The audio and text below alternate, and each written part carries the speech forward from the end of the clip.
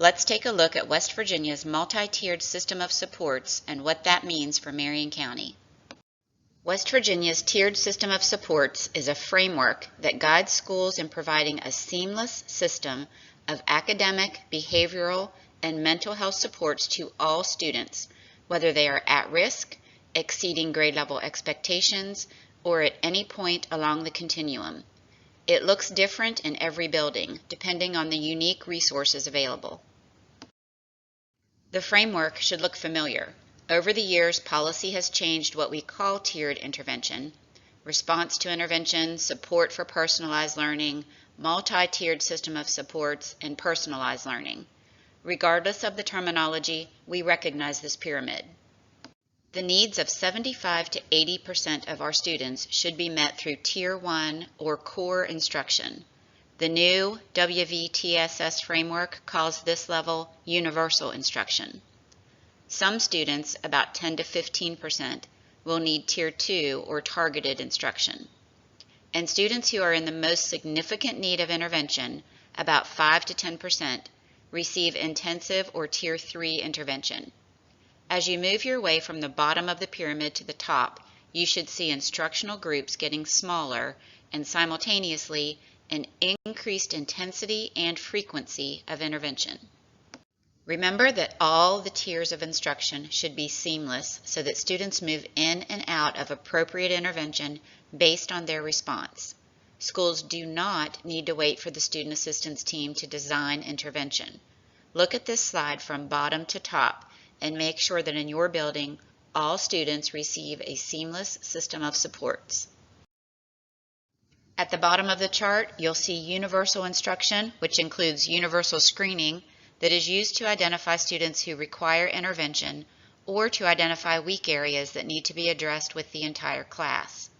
Whole class instruction includes differentiating and scaffolding instruction. Pay attention to the numbers on this slide when you're looking at Tier 2 and Tier 3 intervention.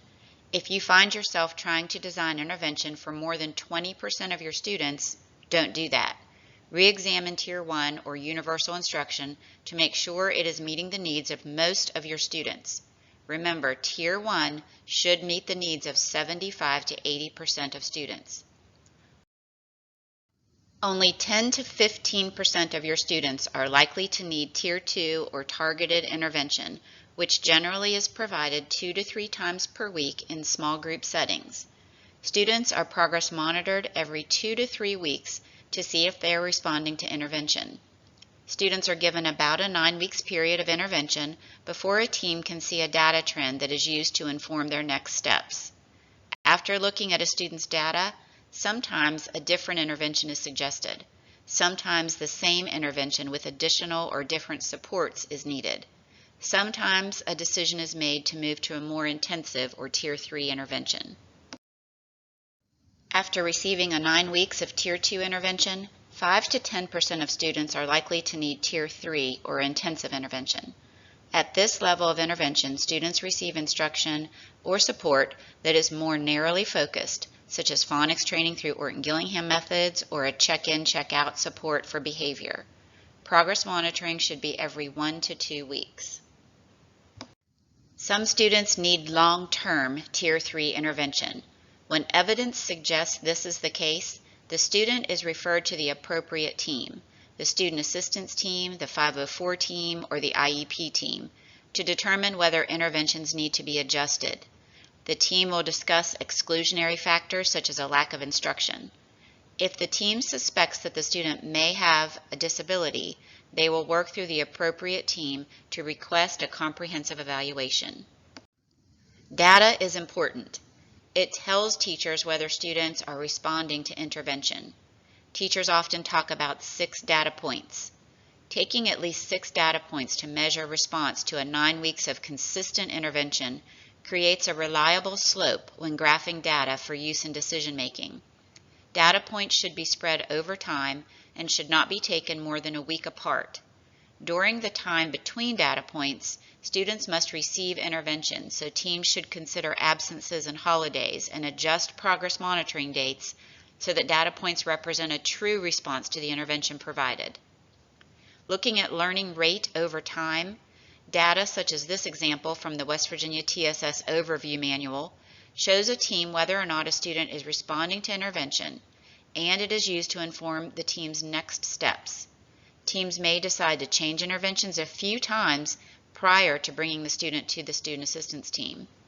Remember, data points inform instruction and intervention. They are not taken just to get a student tested for special education. Remember that a tiered system of supports involves the flexible use of resources, so it's going to look different in every school, and it may look different in every classroom depending on the resources you have available. It will take planning in your building to make it happen. Some schools designate an intervention period and a walk-to model. Some have same grade level teachers group and share students during small group intervention time. Some teachers have well-established routines for their students to cycle through stations or paired activities, which allows the teacher time to work with small groups or individual students. Some schools are able to use specialists, such as interventionists, Title I teachers, speech therapists, or special educators.